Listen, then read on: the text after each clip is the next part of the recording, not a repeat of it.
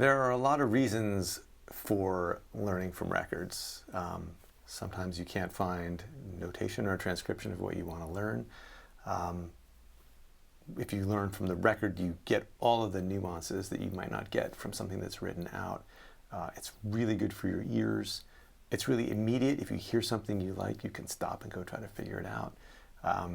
And also, if you learn from the things that you're listening to and you're into, then without waiting to find, like learning from like a book or a video or someplace that all of your peers that are working on this stuff can get to too, then you'll have your own little stash of stuff that's yours because you picked it out and put it together from all the things that you like. So there's a lot of reasons to do it. Here are 5 suggestions, more or less, for how to go about doing it. And the first one is going to sound really obvious, but it's start with things that you love. Because learning stuff off of records, especially at the beginning, is pretty labor intensive, or it can be. So it better be something that you're super into. So much of the time, there's a tendency, I know I have it, of going, oh, these are the things I should know about, right? I should know this guy's work. I should know what this guitar player does, or whatever it is. There's so much stuff out there that you already just love without even worrying about the stuff you should love or should like. So just start with something that you really dig. So the next thing, though, is to start small. Not trying to learn an entire song, not even trying to learn like an entire verse or a chorus of something, but just start with a couple of measures. Enough that it has some context, but not so much that it's too much and it's too overwhelming. Just get into like one little place and learn one specific thing at a time. And then you can always move on. But you want to make really small, concerted, focused effort to learn what you're learning. So start small. That's the next thing. Now, depending on what kind of stuff you're playing, this next step can kind of go a couple different ways. If you're doing fingerstyle stuff, then you definitely want to try and think about breaking it down in terms of what's going on in the thumb versus what's going on with the fingers. At one point, I really wanted to learn this Stefan Grossman and John Renbourn tune, Snap a Little Owl, which is basically, it opens up with a walking bass line and a melody on top. And the most, what I ended up doing was just like listening to just the melody, which is pretty far away from the bass, and just writing out, just jotting down the melody, and then jotting down the bass, and as long as they were both in time. Then I went back and I looked at how they lined up, and I just kind of put them together.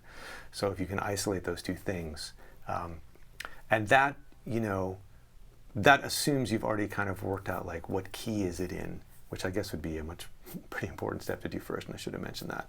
But you want to get the key, and then also if it's an acoustic guitar or a fingerstyle thing, figuring out what tuning it's in. If it is, make sure, is it standard tuning? Did they capo? Is it in an open tuning? And sometimes that's just, brute force of trying different things against the record and seeing if it works out. And sometimes they're like a little bit of research, like if you can read up on somebody. Sometimes people will talk in an interview or whatever about like the tunings they liked or how they did a particular song. Or there's certain things that are, that are huge in the popular culture, Beatles songs, like things from the White Album, like you can usually find some information about that or even see someone playing it. But we're talking specifically about getting stuff off records that you don't have those resources for. If it's not a fingerstyle thing, it's more of a linear thing, you're learning a blues solo or electric guitar thing or a swing or a jazz thing, then in this case, the best advice I ever got came from the alto saxophonist Lee Konitz. I had one lesson with him when I was like 22, and I was in so far over my head, it was laughable.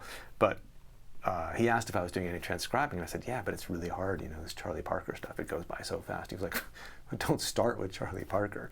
Start with something that you can hear. Start with Louis Armstrong. Start with something that's really song-like and melodic. So for that matter, you could just start with the melody. Just, start learning melodies, like transcribing and figuring out how people play melodies. And then, you work your way through to the more elaborate stuff, because you're training your ear along the way. So, I know I said like start with things that you love, but also like if what you love is Earl Hooker and the way that he plays these ridiculously fast open position licks, maybe start with the simplest one of his you can find, and not necessarily the hardest one. So the next step, step 4, is, and this can kind of go either way, but basically I'd say try to memorize first and then write stuff down. So if you're figuring out a couple of measures of something, try not to make any written notes to yourself until you've got it up here and you can just, you can reproduce it on your own. I know I said that thing about, if the exception might be if you're trying to figure out a fingerstyle thing, like I mentioned, where like there's 2 different parts and maybe you want to jot them down so you can see what's going on. But by and large, if you can get this short thing you're working on memorized first, it may take you a little longer at the beginning. You'll have to go back to it, every day for a little bit, and maybe even relearn part of it every day until you've got it memorized. And the satisfaction of writing it down first and going, I got it, means you tend to think, okay, I got it, now I can move on, but you haven't internalized it. You've just kind of got it. And I'd say this just because this is what happens to me. When I write it down, I'm like, okay, now that's done, but I couldn't play it away from the piece of paper. And really, you want to make sure that you've really assimilated this stuff that you're trying to learn and trying to get at. Which leads right into step 5, which is that once you've got this one new piece of information memorized, or you've got it where you got it down, you might write it down at that point as so that when you come back to it months from now, you've got like a record of it or whatever. But the best thing to do at that point, I think, is to start trying to mess with it and try to start putting it into your own context. How can you use this thing in your own playing? How can you repurpose it? Once you take the thing that you've learned and you start to turn it around and try to reappropriate it, like can you move it into a different key? If it's an E chord lick, is there a way you can adapt it to an A? If you've learned like a single note blues lick in the key of G, can you play it in open position? Can you break the lick into 2 pieces and turn it around? Like, does the first half go first? Can the first half go last and the last half go first? What you're trying to do is get it to be like not just a single memorized piece of someone else's stuff, but an active piece of musical DNA that you can manipulate and use in your own music. So that's really the end game. And so, you can be doing all of these steps at once with different things that you're working on. You can just be starting something new. You can be assimilating something you've been working on. You can be trying to work out the possibilities of something you learned a while back into your own playing.